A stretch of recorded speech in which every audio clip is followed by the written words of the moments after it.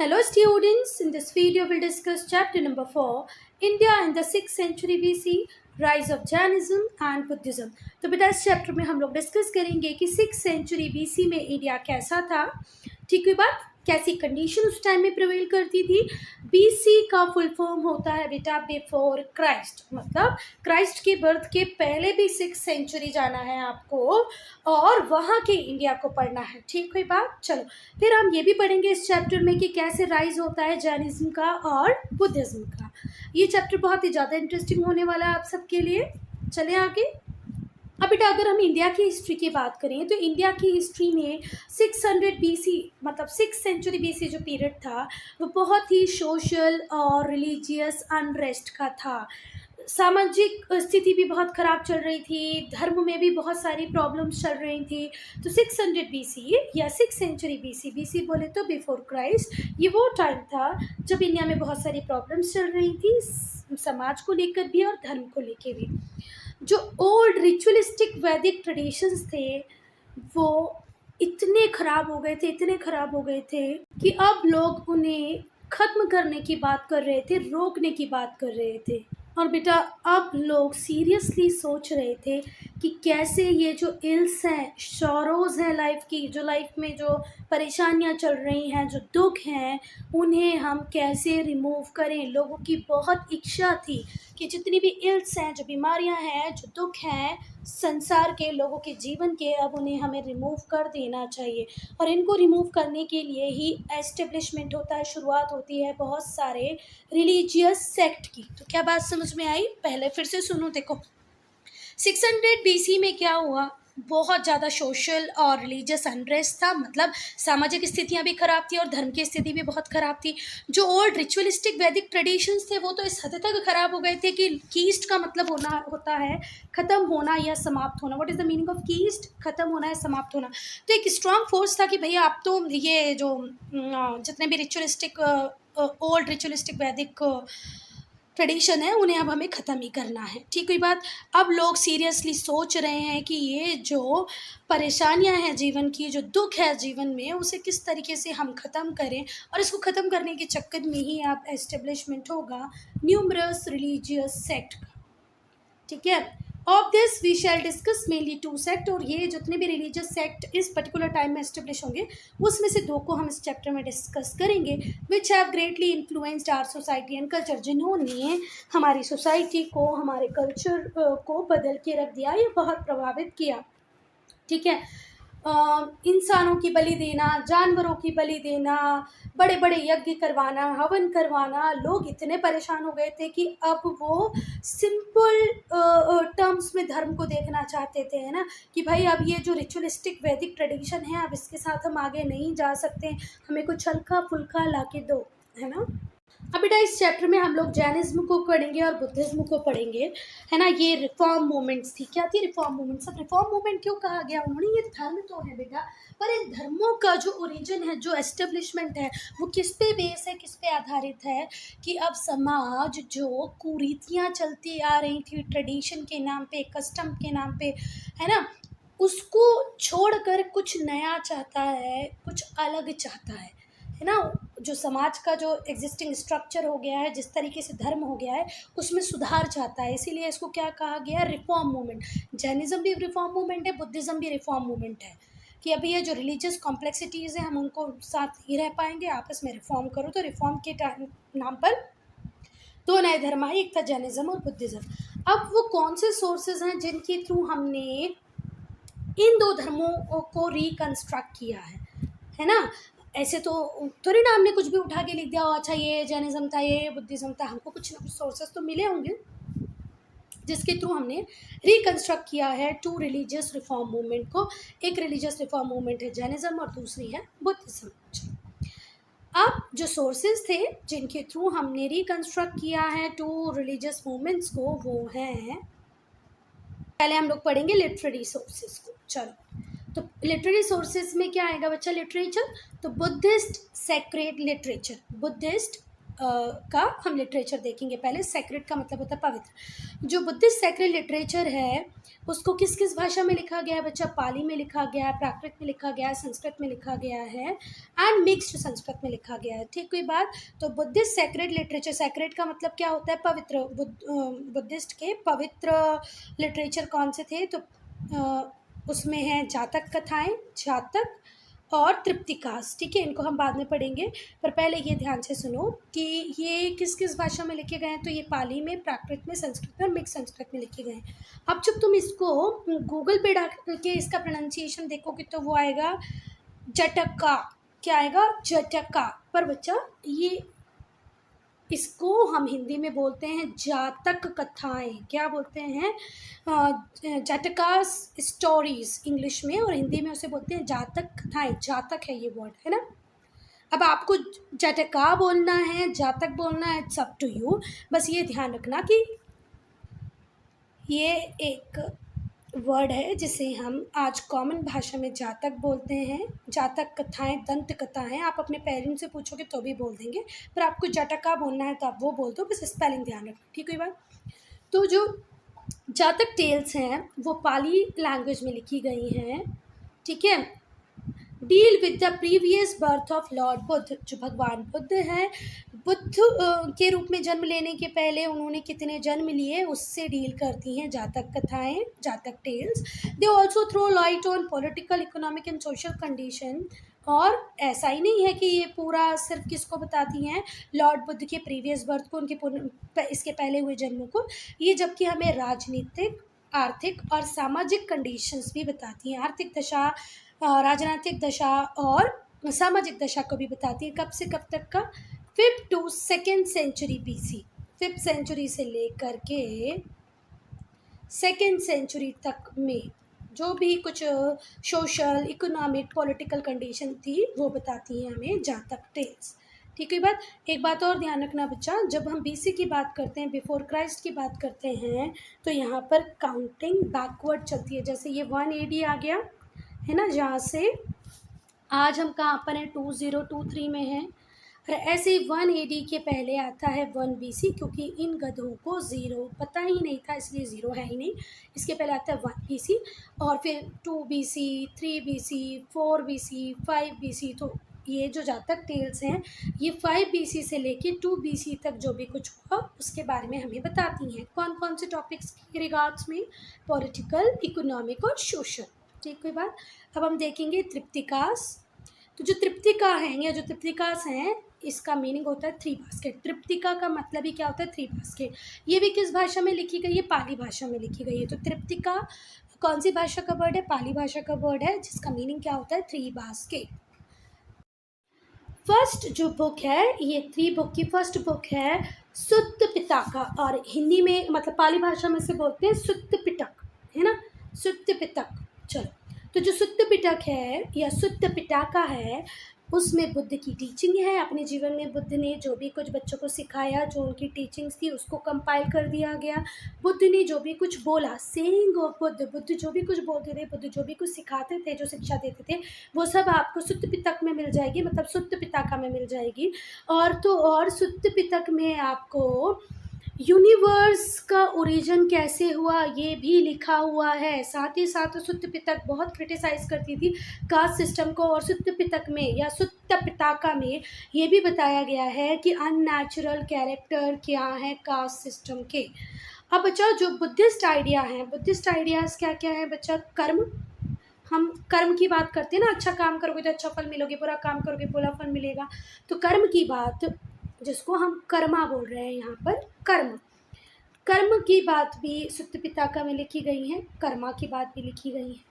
Rebirth, पुनर्जन्म, निर्वाण, मतलब फाइनल, अल्टीमेट। अब आप कभी भी बर्थ और लाइफ और डेथ की साइकिल में नहीं आएंगे। अब आपको मोक्ष मिल गया है, मतलब निर्वाण अचीव हो गया है, आपकी आत्मा परमात्मा की आत्मा में लीन हो गई है। दिस इज़ व्हाट निर्वाण। स्वर्ग जाना मतलब स्वर्ग में आप तब तक रहोगे, एक टाइम के बाद फिर से आप जन्म लोगे। तो यहाँ स्वर्ग की बात नहीं होती, यहाँ पर सीधे निर्वाण की बात होती है। ठीक है, तो कर्म की बात, पुनर्जन्म की बात, निर्वाण की बात, है ना, मतलब डेथ के बाद वाली लाइफ, मतलब भगवान में मिल जाना, निर्वाण हो जाना, इन सब की बात आपको सुत्त पिटक में मिलेगी, सुत्त पिटक में मिल जाएगी। इसके बाद सेकेंड बुक कौन सी है? देखो तृप्तिकास में 3 बुक है, तो पहली है सुत्त पिटका, दूसरी है अभिधम्म पिटक, हाँ अभिधम्म पिटका, ठीक है बात, या अभिधम्म पिटक। ये आपको फिलॉसफिकल इंटरप्रिटेशन देती है, फिलॉसफिकल इंटरप्रिटेशन देती है किसका? सुत्त पिटका में लिखी हुई बातें, सुत्त पिटक में जो भी बातें लिखी हुई हैं उनका फिलॉसफिकल इंटरप्रिटेशन देने का काम कौन करता है? अभिधम्म पिटक। और मोस्टली ये जो अभिधम्म पिटक है ये क्वेश्चन आंसर के फॉर्म में लिखी गई है, ठीक हुई बात। अब जैसे फिलॉसफी कर्म की ही बात करें, ये रीबर्थ की बात करें, पुनर्जन्म की बात करें, तो अब हमारा जन्म किस घर में होगा, किस फैमिली में होगा, मैं मेल बनूंगी फीमेल बनूंगी, ये क्वेश्चन आंसर्स के फॉर्म में किस में लिखा गया है? अभिधम्म पिटका में। तो सुत्त पिटका की जितनी भी डॉक्ट्राइन्स हैं उनको क्वेश्चन आंसर के रूप में उनका फिलॉसफिकल इंटरप्रिटेशन दिया है किसमें? अभिधम्म पिटका में। फिर विनय पिटक है, ये विनय पिटका, इसमें रूल्स लिखे हैं for the guidance of Buddhist monk. जो बुद्धिस्ट मंक और बुद्धिस्ट नन बन जाती थी, मतलब ये लोग मैरी नहीं करते थे, बुद्धिस्ट मंक और बुद्धिस्ट नन, इन लोग अपने जीवन में कैसे रहेंगे, कौन से रूल फॉलो करेंगे, वो सारे रूल किस में लिखे गए हैं? विनय पिटका में लिखे गए हैं, विनय पिटक में लिखे गए हैं। It gives a list of sins and offenses likely to be committed by members of Buddhist संघ। इसमें एक लिस्ट दी हुई है कि कौन से पाप या कौन सी गलतियाँ कर सकते हैं बुद्धिस्ट संघ के मेंबर, और अगर उनसे वो गलतियाँ हो जाती हैं तो उन्हें कौन सी पनिशमेंट मिलेगी। आई बात समझ में? तो विनय पिटका या विनय पिटक किसकी बात करता है? उसमें वो रूल्स और रेगुलेशन लिखे गए हैं जिन्हें बुद्धिस्ट मंक और नन्स को फॉलो करना ही पड़ेगा। बुद्धिस्ट मंक मतलब जो बुद्धिस्ट साधु बन जाएंगे, और नन्स मतलब जो साध्वी होंगी, है ना। तो इसमें लिस्ट दी है कि आप कौन से पाप कर सकते हो, कौन सी गलतियां आपसे हो जाएंगी। सिन मतलब होता है पाप। It gives a list of sins and offences likely to be committed by member. अगर आप बुद्धिस्ट संघ में रह रहे हैं तो हो सकता है आपसे ये गलती हो जाए, ये पाप हो जाए, ये कुछ हो जाए आपसे। तो अगर आप ऐसा कुछ करते हैं तो आपको कौन सी पनिशमेंट मिलेगी, ये किस में लिखा है? हाँ, विनय पिटक या विनय पिटका में। 12 Anga. A Jain council at Pataliputra. Jain council थी कहाँ पर बेटा? पाटलिपुत्र में। पाटलिपुत्र को आज हम पटना बोलते हैं। पटना किसकी कैपिटल है? बिहार की। तो जो जैन काउंसिल थी उसने कलेक्ट किया और कंपाइल कर दिया किसकी टीचिंग को? महावीर की टीचिंग को, ठीक है।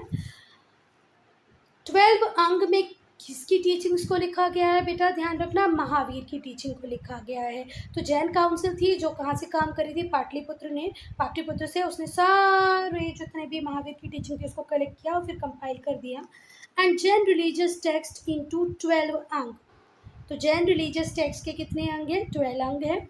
जो 12 अंग हैं उनके अंदर रूल्स हैं। किसके लिए रूल्स हैं बच्चा? जैन मंक्स के अंदर रूल हैं और टीचिंग्स हैं जैन की। मेरी बात सुनो, आपने जैन मंक को देखा है बेटा?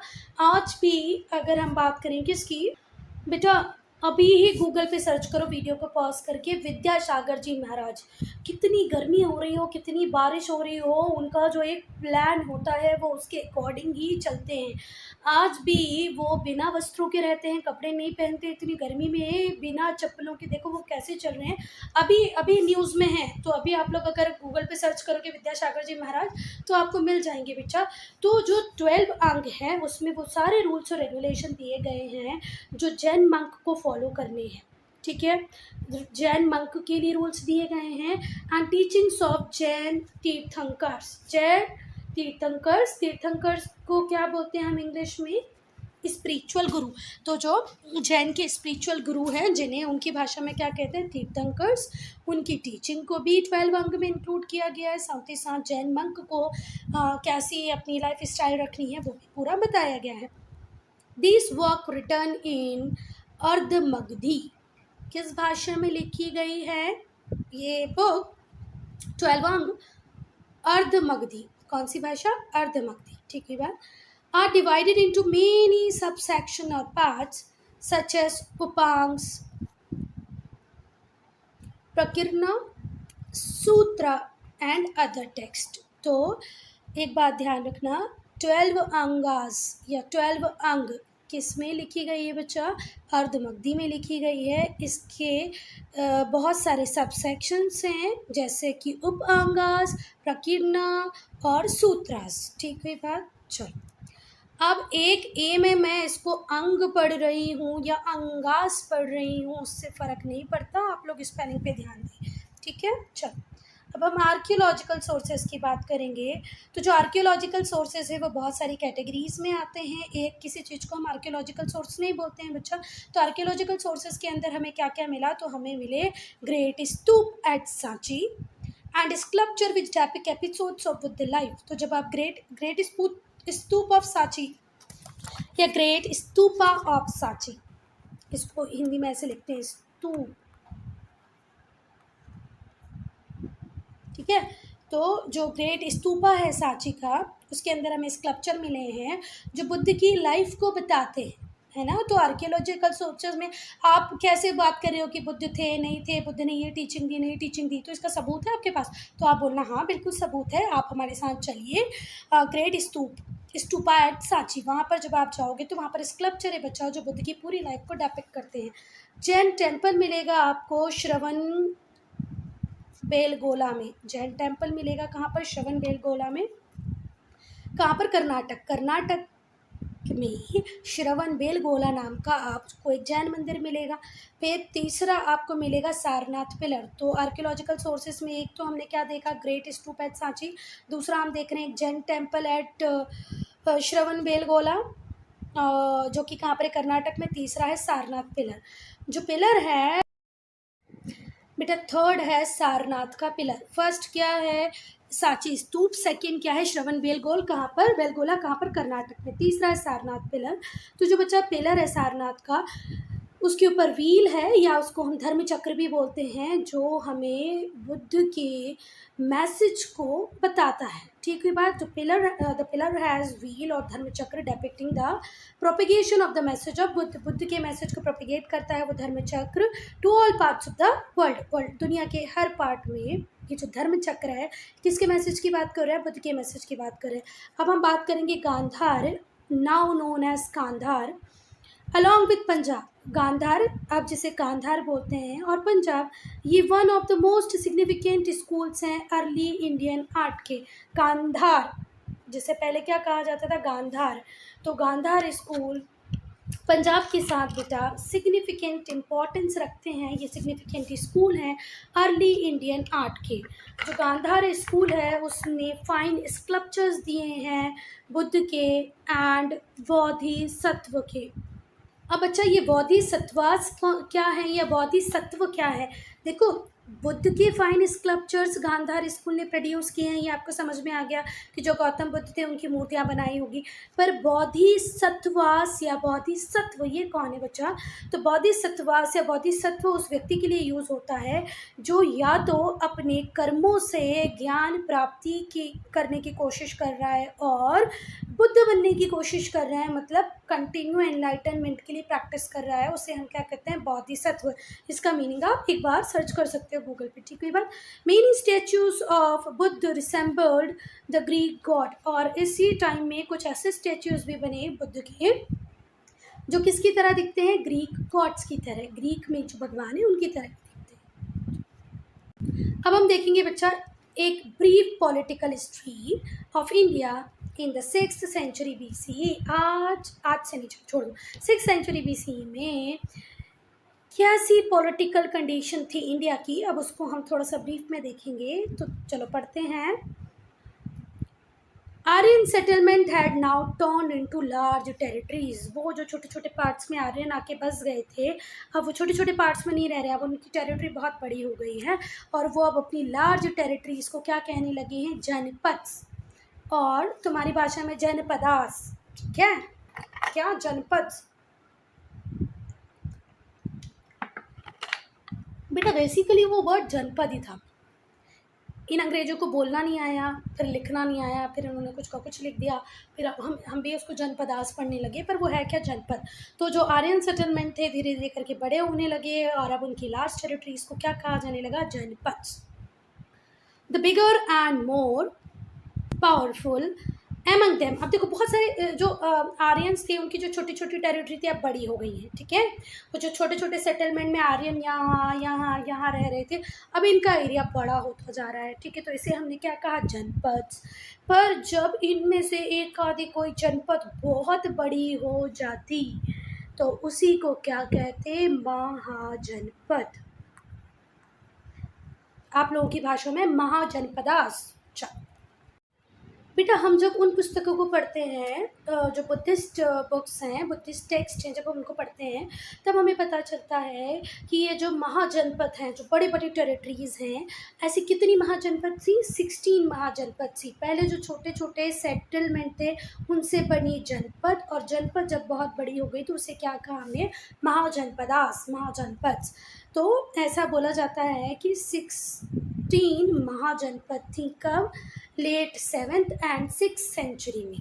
मतलब अगर मैं 1 AD से हम लगाएं तो आज हम कहाँ पर हैं बच्चा, 2023 में हैं। और ये कब की बात करें, before Christian era. Christian era यहाँ से चालू होता है, ये बात करें बिफोर क्रिश्चियन एरा मतलब 1 BC, ये 1 बिफोर क्रिश्चियन एरा है ना। 2 3 4 5 आप कैसे जाओ, यहाँ पर 600 पे आ जाओ, है ना, और 700। तो आज से अगर हमें पता चले कि हम कब की बात करें, कब महाजनपद थी, तो इसमें 600 जोड़ लो बेटा, 700 जोड़ लो। तो आज से हम 2623 ईयर पहले की बात करें। ये अगर कैलकुलेशन तुम्हें नहीं भी समझ में आया तो छोड़ दो, बस इतना ध्यान रखो कि आज जिस एरा में तुम जी रहे हो उसे हम AD कहते हैं ना, एनो डोमिनी, कॉमन एरा। पर आज से आप पहले जाओ 1 तक, है ना, जैसे 2023 पे हो, 23 से तुम तुम्हारे बर्थ ईयर पे जाओ, बर्थ ईयर से अपने पेरेंट्स के बर्थ ईयर पे जाओ, फिर दादाजी के बर्थ ईयर पे जाओ। ऐसे ऐसे जब पीछे जाते जाओगे तो एक टाइम ऐसे आएगा जब आपको 1 AD मिलेगा। फिर 1 AD से फिर बैकवर्ड काउंटिंग चालू हो जाएगी, 1 BC, 2 BC, 3 BC, 4 BC। तो इसमें हम किसको देख रहे हैं, 6th सेंचुरी और 7th सेंचुरी को। तो उसमें 16 महाजनपद का एग्जिस्टेंस था। और ये कब की, 7th सेंचुरी, 6th सेंचुरी। ये 6th सेंचुरी 7th सेंचुरी वो मत समझ लेना जो AD है, कॉमन एरा वाली, ठीक है। ये बिफोर द क्रिश्चियन एरा की बात हो रही है। There were monarchies as well as republics. बेटा ये जो 16 जनपद थे इसमें कुछ में मोनार्कीज थी, मतलब राजशाही थी, राजाओं का शासन था, और कुछ रिपब्लिक भी थे, मतलब जहाँ पर इलेक्टेड हेड होते थे। द 4 इम्पॉर्टेंट किंगडम्स वर, और इन 16 महाजनपद में से जो 4 इम्पॉर्टेंट थी वो थी अवंती, वत्स, कौशल और मगध। अवंती, वत्सा, कौशला, मगधा पर क्या पढ़ते हैं बच्चा, हिंदी इनके नाम है अवंती, वत्स, कौशल और मगध। अभी आप सर्च करके भी देख सकते हो, ठीक है।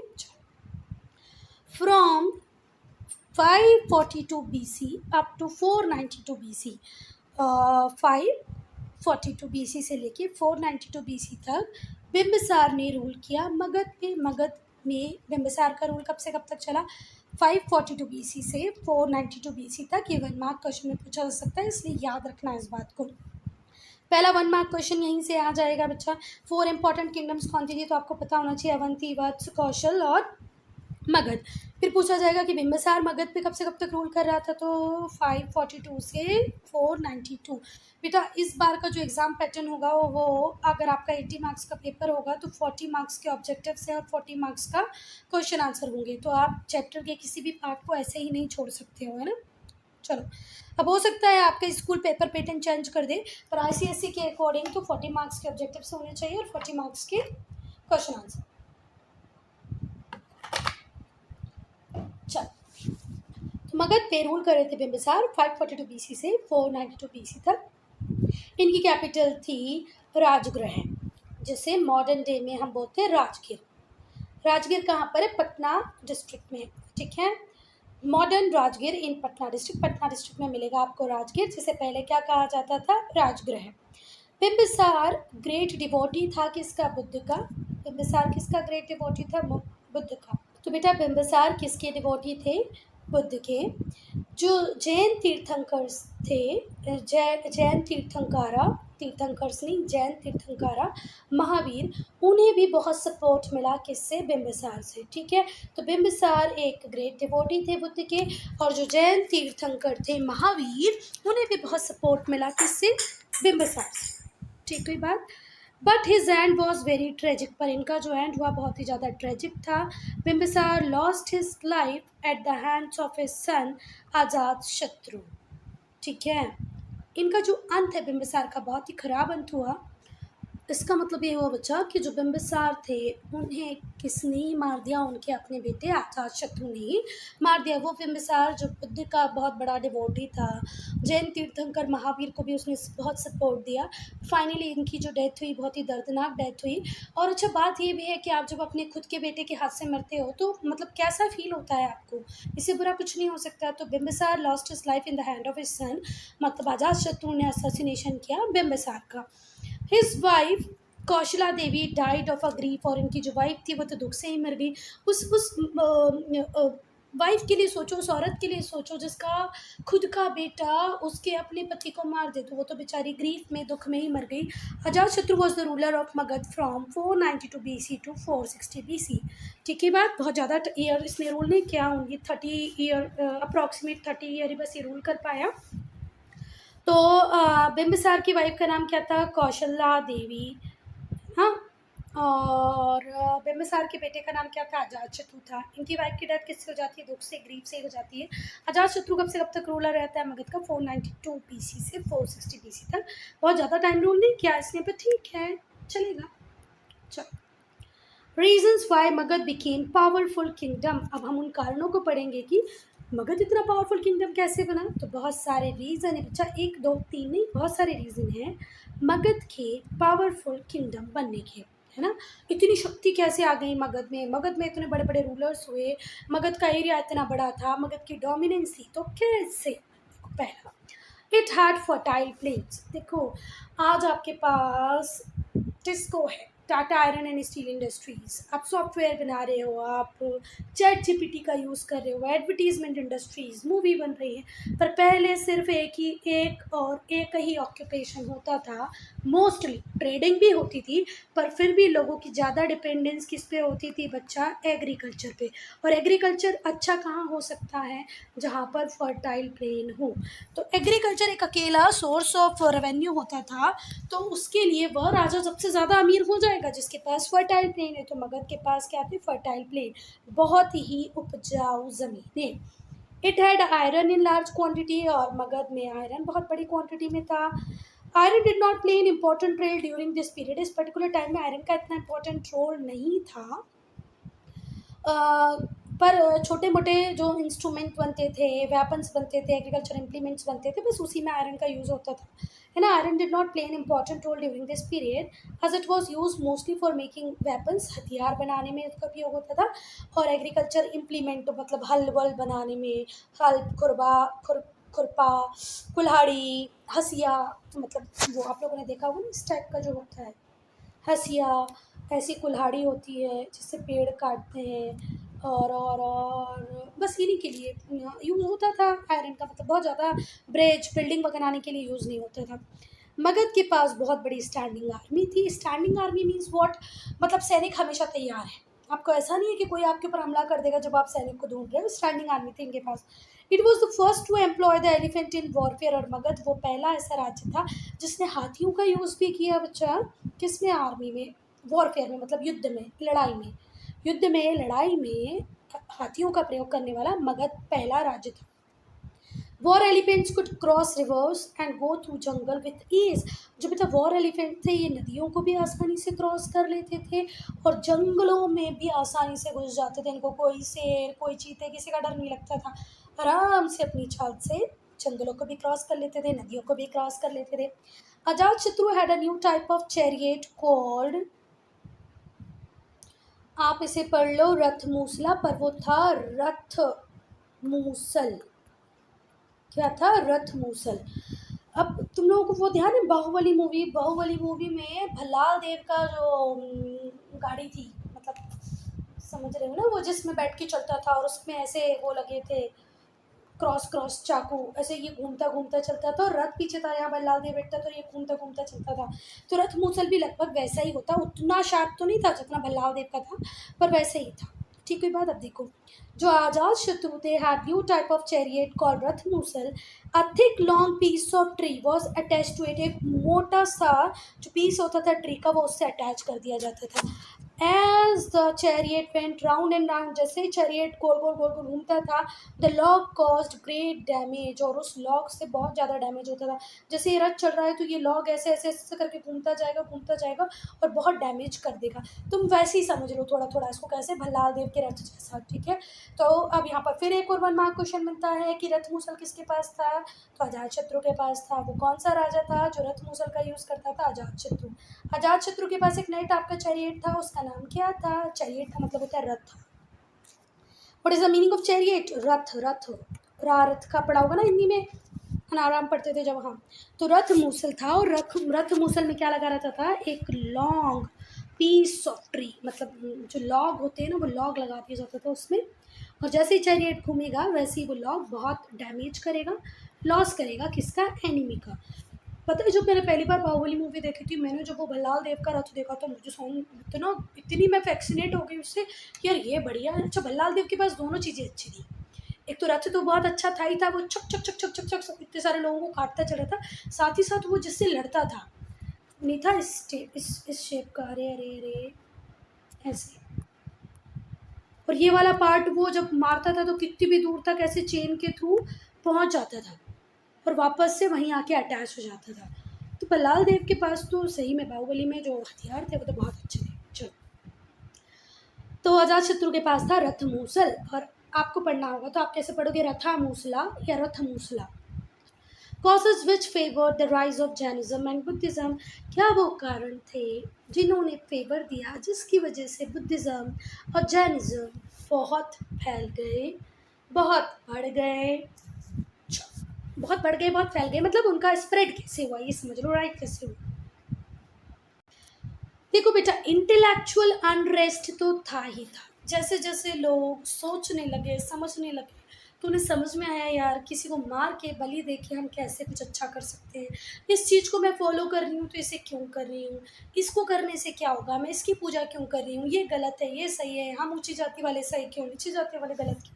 तो ऐसी बहुत सारी बकवास चीज़ें थी जो लोग अब सोच रहे थे कि यार इनको ख़त्म हो जाना चाहिए। तो मतलब इंटेलेक्चुअल अनरेस्ट था, साथ ही साथ बहुत सारे सोशल और इकोनॉमिक इनइक्वालिटीज़ भी थी। सोशल इक्वालिटीज़ मतलब समाज में जो व्यवस्थाएं थी अलग थी, तुम ऊंची जात मैं नीची जात, तुम ये कर सकते हो मैं ये नहीं कर सकते, तुम ये मत छूना तुम वो मत छूना, तुम मेरे कुएं से पानी मत लेना।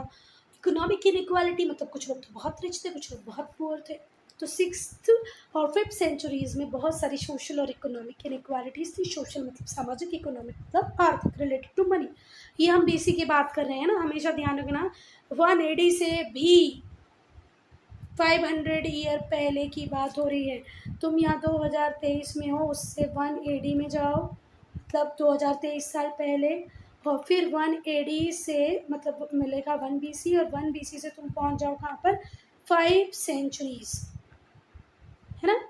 इतना कुछ मतलब आज से हम बात कर रहे हैं 2500 साल पहले की।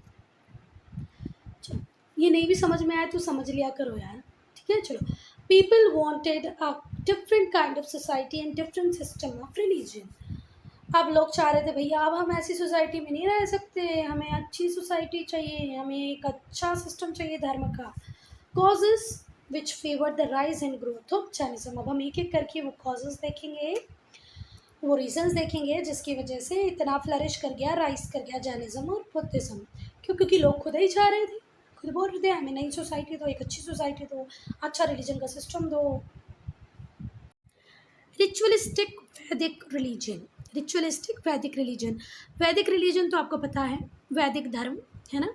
अब रिचुअलिस्टिक का मतलब क्या होता है, तो रिचुअलिस्टिक का मतलब होता है विधि विधान। आप लोगों ने अपनी दादी या कभी कभार मम्मी या पापा को भी सुना होगा बोलते हुए कि ये काम विधि विधान से होना चाहिए, शादी की जो पूजा हो रही है वो बहुत विधि विधान से हो, है ना। और साथ ही साथ सबसे ज़्यादा विधि विधान का यूज़ होता है जब किसी की डेथ हो जाती है और उसमें जो पूजा वगैरह होती है, तो भैया विधि विधान से करो तो उनकी आत्मा को शांति मिले। तो ये जो विधि विधान वर्ड है इसको इंग्लिश में बोलते हैं रिचुअलिस्टिक, है ना, अनुष्ठान। अब अगर आपको अभी भी विधा विधान समझ में नहीं आया है, विधि विधान, तो अपनी दादी या मम्मी पापा से पूछो, आपको बता देंगे। चलो, तो जो सिंपल रिलीजन था जो अर्ली आर्यंस लेके आए थे, अब उसको रिप्लेस कर दिया गया था मीनिंगलेस रिचुअल्स से। फालतू के बेतुके विधि विधान, कॉम्प्लिकेटेड सेरेमनी, बहुत ही जटिल प्रक्रिया होने लग गई, है ना। अंड बंड कुछ भी जुड़ा जा रहा था धर्म के अंदर। The rites and the ceremonies. अब ये जो वर्ड है सेरेमनीज, इसका मतलब क्या होता है? समारोह।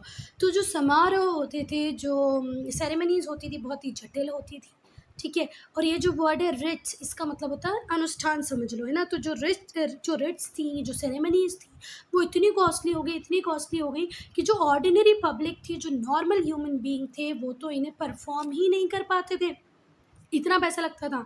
दे become discontented with the religious belief, और इस वजह से वो बहुत ही अपने आप को दुखी पाते थे, डिससेटिस्फाइड पाते थे। डिसकंटेंट का मतलब होता है असंतोष। डिसकंटेंट का मीनिंग क्या होता है बच्चा? असंतोष। उनमें इस बात को लेकर बहुत डिसकंटेंट था, असंतोष था कि यार ये जो रिलीजियस बिलीफ्स हैं, ये जो प्रैक्टिसेस हैं, ये हमारे लिए तो हैं ही नहीं, है ना। तो they become discontented with the religious beliefs and practices. इन प्रैक्टिसेस से, इन रिलीजियस बिलीफ से वो बहुत ज़्यादा दुखी हो जाते थे, क्योंकि ये हमारे लिए नहीं है, क्योंकि हम तो गरीब हैं, हम तो इनको परफॉर्म ही नहीं कर पाएंगे, है ना। तो रिचुअलिस्टिक वैदिक रिलीजियन की वजह से जैनिज्म और बुद्धिज्म एग्जिस्टेंस में आएंगे। Second, killing of animals to perform sacrifices. Sacrifice का मतलब होता है बलिदान। अब तुम लोग ध्यान करो, जब तुम लोग बाहुबली मूवी देख रहे होगे ना, तो बाहुबली मूवी में भी वो युद्ध, क्या काल केन ऐसे युद्ध करने जाते हैं, तो उसके पहले वो एक यज्ञ जैसा होता रहता है, और उसमें भल्लाल देव एक बफेलो को मार देता है, किल कर देता है, उसको सेक्रीफाइस कर देता है। एक बड़े से भैंसा होता है, उसको वो मार देता है, तो उसी को बोलते हैं सेक्रीफाइस, बलि दे देना। और फिर हमारे कौन आते हैं, महेंद्र बाहुबली, वो क्या कहते हैं कि मैं इस निर्जीव की बलि नहीं दूंगा, मैं अपना अपना ही रक्त चढ़ाऊंगा, और वो ऐसे हाथ काट के चढ़ा देते हैं खून, वो देवी जी को पूरा हाथ काट के नहीं चढ़ा देते, खून चढ़ा देते। याद होगा आप लोगों ने देखी होगी बाहुबली मूवी। तो जो सिंपल सेक्रीफाइस होते थे अर्ली वैदिक पीरियड में, उन्हें डिस्कार्ड कर दिया गया, ख़त्म कर दिया गया, और अब एक्सपेंसिव यजनाज होने लगी। यजना को तुम यज्ञ से समझ सकते हो, यज्ञ, है ना। तो अब एक्सपेंसिव यजनाज होने लगे। जो पुराने सेक्रीफाइसेस, सिंपल सेक्रीफाइसेस होते थे, उन्हें डिस्कार्ड कर दिया गया, और अब बहुत ज़्यादा नंबर में जानवरों को मारा जाने लगा सेरेमोनियल सेक्रीफाइसेस के लिए। युद्ध पे जा रहे हो, सेक्रीफाइस मतलब बलि दे दो। किसी की शादी हो रही है, वो शादी सक्सेसफुल हो इसलिए बलि दे दो। किसी के यहाँ बच्चा पैदा हुआ, उसका कोई प्रोग्राम हुआ, उसमें बलि दे दो। मतलब दुनिया भर में बहुत ही पागल लोग थे ये जानवरों को मार के सोचते थे कि हमारा कुछ अच्छा होगा। ठीक है, छोड़ो। तो बहुत सारे जानवरों को मारा जाने लगा सेरेमोनियल सेक्रीफाइसेस के लिए, यजनास के लिए। एक न्यू एग्रीकल्चर इकोनॉमी जो आयरन प्लो पे बेस्ड थी, उसे ज़्यादा से ज़्यादा एनिमल चाहिए थे to plough the peasants field. किसानों को चाहिए थे बैल, भैंस, जिससे वो अपनी फील्ड को क्या कर पाएँ, कल्टीवेट कर पाएँ, है ना। हल, हाँ हल, तुम लोगों ने देखा होगा, शायद नहीं देखा होगा, इतने 9th क्लास में हो, पता नहीं देखा होगा कि नहीं। यहाँ पर एक बैल लगेगा और एक बैल यहाँ पर लगेगा, और फिर इन दोनों से ये यहाँ पर हल चलता होगा, देखा होगा ना। और ये जो हल होगा, ये ऐसे ज़मीन को ऊपर नीचे करता जाएगा, मतलब टिलिंग हो जाएगी, है ना। और यहाँ पर ये इनका मुंह तो बनाया ही नहीं, बैल, है ना। ये बैल या भैंस लगे होते थे, ये चलते थे, और ये जो हाँ हल्का होता था, ये ऐसे ज़मीन को टिल करने चाहता था। तो ये जो एग्रीकल्चर इकोनॉमी थी इसी टाइम में, वो चाहती थी कि ज़्यादा से ज़्यादा जानवर रहें जो हमें एग्रीकल्चर पे हेल्प करें, पर लोग तो अपने ही काम, उनको मारे जा रहे हैं, बलि दिए जा रहे हैं। पीपल देयरफॉर रिसेंटेड, इसी लोगों को बहुत गुस्सा आ रहा था, वो रिसेंटेड थे कि ये जो मीनिंगलेस सेक्रीफाइस आप कर रहे हो, इनडिस्क्रिमिनेट स्लॉटर, स्लॉटर करना मतलब मार देना, है ना। स्लॉटर का एक एग्जैक्ट वर्ड और होता है यार, अब मुझे ध्यान नहीं आ रहा, आप तो यही समझो कि स्लॉटर मतलब काट देना, मार देना, है ना। तो लोग बहुत ही ज़्यादा गुस्सा थे कि ये जो तुम मीनिंगलेस सेक्रीफाइस कर रहे हो, जिसमें आप इनडिस्क्रिमिनेट, बिना सोचे समझे स्लॉटर कर दे रहे हो, काट दे रहे हो एनिमल्स को टू अपीज द गॉड। भगवान तुम्हारे जानवरों के काटने से कैसे खुश होंगे, ये सोचने वाली बात कि आज मैं 10-12 जानवरों को काट दूँ तो उससे भगवान खुश होने वाला है, नहीं होने वाला है। तो लोग बहुत गुस्सा थे इस मीनिंगलेस रिचुअल से, सेक्रीफाइस से। तो ये भी एक कारण बना जिसकी वजह से राइज हुआ जैनिज्म और बुद्धिज़्म का। थर्ड है supremacy of the priestly class. Priest कौन होते हैं? पंडित, ब्राह्मण, जो पूजा पाठ करवाते हैं ना, तो उन लोगों की सुप्रीमेसी बढ़ती जा रही थी, वो बहुत ज़्यादा पावरफुल होते जा रहे थे। जैसे ही एलोबरेट रिट्स और रिचुअल्स होने लगे, रिट्स मतलब अनुष्ठान होने लगे, विधि विधान होने लगे, तो जो प्राइस्टली क्लास थी उसको सुप्रीमेसी मिल गई सोसाइटी में, क्योंकि ये प्राइस्टली थे जो संस्कृत लैंग्वेज जानते थे, है ना, संस्कृत में वो श्लोक श्लोक पढ़ते थे और सेरेमनी को परफॉर्म कराते थे, शादी भी यही करवाएंगे, मुंडन का काम भी यही करवाएंगे, कोई राजा युद्ध पे जा रहा होगा तो उसके लिए पूजा पाठ भी यही करवाएंगे, कोई राजा बड़ा राजा बनेगा मतलब चक्रवर्ती राजा बनेगा तो उसके लिए भी पूजा यही करेंगे। तो इनको बहुत ज़्यादा प्रोमिनेंस, बहुत ज़्यादा इंपॉर्टेंस मिलती जाती है सोसाइटी में। जो प्रीस्ट थे वो डोमिनेट करते थे ऑर्डिनरी मैन की लाइफ को फ्रॉम बर्थ टू डेथ। ठीक है, अब जो लोग थे वो इनके अगेंस्ट हो गए। क्यों हो गए? क्योंकि इन्होंने धर्म को बहुत ही जटिल बना दिया, कॉम्प्लिकेटेड बना दिया। मतलब not easy, complicated means not easy, जटिल ना, जो सरल नहीं है वो बना दिया। एक्सपेंसिव, महंगा बना दिया। बर्डनसम, मतलब अब धर्म लोग श्रद्धा से नहीं कर रहे हैं, मतलब श्रद्धा से कोई काम नहीं कर रहे हैं, अब वो उन्हें बोझ लगने लगा है। जैसे आपको घर में देखना, अगर आपको किसी बात के लिए परेशान किया जाता है, पढ़ लो पढ़ लो पढ़ लो पढ़ लो पढ़ लो, आपको आपको मम्मी आपको पापा आपको समझेंगे नहीं, सब दिन भर क्या बोल रहे हैं, पढ़ लो, तो आपको पढ़ाई बोझ लगने लगती है ना। ऐसे ही और किसी भी काम के लिए अगर आपको प्रेशराइज किया जाता है तो आपको बर्डन लगने लगता है। तो धर्म तो ऐसा आस्था का विषय है, मन से निकलनी चाहिए, श्रद्धा निकलनी चाहिए, पर ऐसा नहीं था। अब लोगों को बोझिला लगने लगा था। तो लोग जो थे वो प्रीस्ट क्लास के और प्राइस्ट के अगेंस्ट में आ गए, क्योंकि इन्होंने धर्म को जटिल बना दिया, कॉम्प्लिकेटेड बना दिया, एक्सपेंसिव। कॉम्प्लिकेटेड का मतलब क्या होता है? नॉट ईजी, है ना। और एक्सपेंसिव मतलब महंगा बना दिया, बर्डनसम मतलब बोझिला बना दिया। उसके बाद हम देखेंगे कास्ट सिस्टम को। In the course of time, the caste become rigid like watertight compartment. Watertight compartment आपने देखे हैं? कितनी मुश्किल से बनते हैं, नहीं तो पानी को रोकना बहुत मुश्किल होता है। अब सोचो वो कंपार्टमेंट जिसने पानी को भी रोक दिया हो, उसकी बात ही क्या। तो जो कास्ट सिस्टम था वो भी उतना ही रिजिड हो गया जितना वाटर टाइट कंपार्टमेंट होता है, कंपार्टमेंट्स होते हैं। Caste was decided according to birth, और अब कास्ट बर्थ के हिसाब से डिसाइड किए जाने लगी, नॉट अकॉर्डिंग टू प्रोफेशन। पहले हर वो व्यक्ति जिसे जो काम करना अच्छा लगता था उसके अकॉर्डिंग उसकी कास्ट बन जाती थी। जैसे मुझे लड़ना अच्छा लगता है तो मैं वॉरियर मतलब क्षत्रिय क्लास में आ जाऊँगी, किसी को पढ़ाना अच्छा लगता है तो वो ब्राह्मण बन जाएगा, मतलब ब्राह्मण जात का माना जाएगा। पर अब ऐसा नहीं है बेटा। अब जिस घर में आप जन्मे हो, आपके पेरेंट्स जिस कास्ट को मानते होंगे, आप भी उसी कास्ट के होंगे। आप भले कितने भी इंटेलिजेंट हो तब भी आप ब्राह्मण नहीं बन सकते, आप कितने भी गधे क्यों नहीं हो, ब्राह्मण के घर पैदा होने के बाद तब भी आपको सब पूजेंगे, कोई आपको लोअर कास्ट में नहीं डाल सकता। क्या इतनी बातें समझ में आई? चलो, तो people who belong to lower caste, वो जो लोग जो लोअर कास्ट से बिलोंग करते थे उन्हें बहुत ही बुरी तरीके से ट्रीट किया जाता था। और ये बुरी तरीके से ट्रीट कौन करते थे? High cast. ए उधर चल, इधर मत आ, मेरे कुएं से पानी मत ले, तुम नीची जाति के लोग मंदिर में नहीं जाओगे, तुम ऐसा नहीं करोगे, तुम वैसा नहीं करोगे, तुम्हारी परछाई मुझ पर नहीं पड़नी चाहिए, जब तुम हमारी गलियों से निकलोगे तो बर्तन बजाते हुए निकलना, डंडियाँ ठोकते हुए निकला, कि हमें पता चल जाए कि भाई कोई नीची जात का व्यक्ति जा रहा है तो हम सावधान हो जाए। मतलब बहुत ही क्रुएलिटी की है। और तो और तुम लोग अभी यूट्यूब पे सर्च करो नांगेली का केस, है ना। अगर हम सदर्न साइड की बात करें तो सदर्न साइड में तो इस हद तक ये क्रूअल प्रैक्टिस थी कि जो नीची जाती है, लोअर कास्ट की जो लड़कियां होती थी, उन्हें अपना जो अपर पार्ट है, चेस्ट है, उसे कवर नहीं करने दिया जाता था, है ना। कि आप अब अगर ऊंची जाति की औरत हो तभी अपने ब्रेस्ट को, अपने चेस्ट को कवर करोगे, अदरवाइज इसको ओपन रखना है। तो सोचो इससे बड़ी क्रुएलिटी कोई हो सकती है? नहीं हो सकती, पर ऐसा होता था। The institution of untouchability also came into being, और यहीं से अनटचेबिलिटी भी एग्जिस्टेंस में आ गई थी। अनटचेबिलिटी का मतलब क्या होता है? छुआछूत भी आ गई थी एग्जिस्टेंस में। जो इंटेलेक्चुअल्स थे, जो रिफॉर्मर्स थे, नेचुरली रिसेंटेड सच अनजस्ट सोशल डिस्टिंक्शन। अब कोई भी एक नॉर्मल व्यक्ति भी होगा ना, जिसको बहुत ज़्यादा इंटेलिजेंट होने की ज़रूरत नहीं, वो भी सोचेगा यार मेरे भी 2 हाथ 2 पैर 1 नाक 2 आँखें, सामने वाली की भी हुई, तो ये कैसे ऐसा अनटचेबल व्यक्ति हो गया, और मैं कैसे इसको टच करके मैं भी अनटचेबल बन जाऊंगा, ये छुआछूत को, ये तो नॉर्मल व्यक्ति सोच सकता है। तो उस टाइम के जितने भी इंटेलेक्चुअल्स थे, जो रिफॉर्मर्स थे, वो इस प्रैक्टिस से बहुत नाराज़ थे, वो इसको दूर करना चाहते थे, लोगों से इस परेशानी को ख़त्म करना चाहते थे। जो बुद्धिस्ट संघ थी was therefore thrown open to all equally. पर जो बुद्धिस्ट संघ थी उन्होंने इस डिस्टिंक्शन को ख़त्म करने की कोशिश की, क्योंकि जो बुद्धिस्ट संघ है उसमें कोई भी किसी भी कास्ट का व्यक्ति आ सकता है, भले वो टचेबल हो, अनटचेबल हो, प्रीस्ट क्लास को बिलोंग करता हो या लोअर कास्ट को बिलोंग करता हो। द संघ वॉज ओपन फॉर एवरीबडी। तो बेटा वो लोग जो अपने धर्म से बहुत ज़्यादा परेशान होंगे, अनटचेबिलिटी को झेल रहे होंगे, वो लोग तो ऑटोमेटिकली किस रिलीजन में जाने की कोशिश करेंगे। और दिस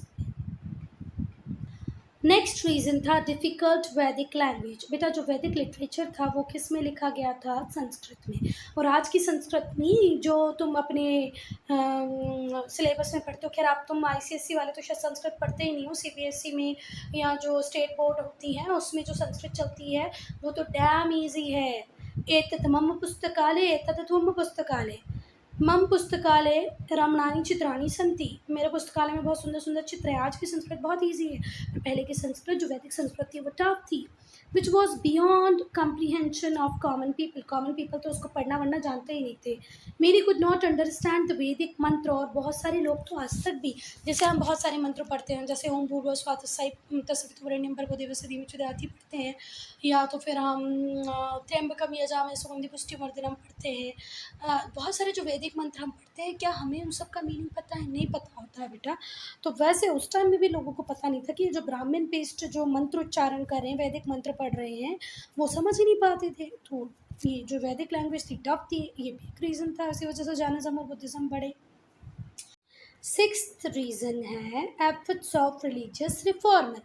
अब बेटा बहुत सारे रिलीजियस रिफॉर्मर थे, वो भी सोसाइटी में चेंजेस चाहते थे, जिनकी वजह से भी बहुत प्रमोशन मिला, बहुत ज़्यादा राइज हुआ किसका? जैनिज्म और बुद्धिज़्म का। बेटा जो अनरेस्ट था अगेंस्ट द एवल्स, सोसाइटी में जो बुराई थी उसके टुवर्ड्स जो अनरेस्ट था, और वो बुराइयाँ ऐसी थी जिन्होंने वैदिक रिलीजन, वैदिक सोसाइटी को क्रीप्ट कर दिया था, मतलब रेंगना सिखा दिया था। और इसी वजह से बहुत सारे इंटेलेक्चुअल एग्जिस्टेंस में आए, बहुत सारे होली मैन आए, जिन्होंने इन रिलीजियस प्रैक्टिसेस के अगेंस्ट में बात की है ना। उन्होंने क्वेश्चन किया the efficiency of meaningless rites. ये जो मीनिंगलेस रिट्स हैं इनको क्वेश्चन किया किसने? होली मैन ने, इंटेलेक्चुअल्स ने। इस वर्ड को बच्चा एफिकेसी पढ़ते हैं। एफिकेसी का मीनिंग क्या होता है? प्रभावशालीता, है ना। तो ये जो मीनिंगलेस रेट्स थे या जो सुप्रीमेसी थी प्राइस्टी क्लास की, उसकी प्रभावशीलता को, उसकी इम्पोर्टेंस को क्वेश्चन करने लगे कौन? अब reformers. Simple life teachings of this Holi man.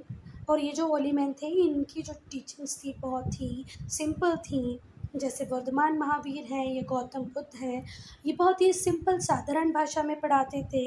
इस वजह से बहुत सारे लोगों ने इन्हें ज्वाइन किया, ठीक है, और लिबरेट किया कॉमन पीपल को किसके अत्याचार से? Brahmanical order. जो ब्राह्मणिकल ऑर्डर का जो अत्याचार चल रहा था उससे लिबरेट करना मतलब फ्री करना। फ्री कर दिया किसने? महावीर, वर्धमान महावीर और गौतम बुद्ध ने लोगों को, ठीक है। So student, I am ending this video here. Only if you have any doubt, any problem, to write in comment section. We'll start part 2 with Vardhaman, Mahavir and Jainism.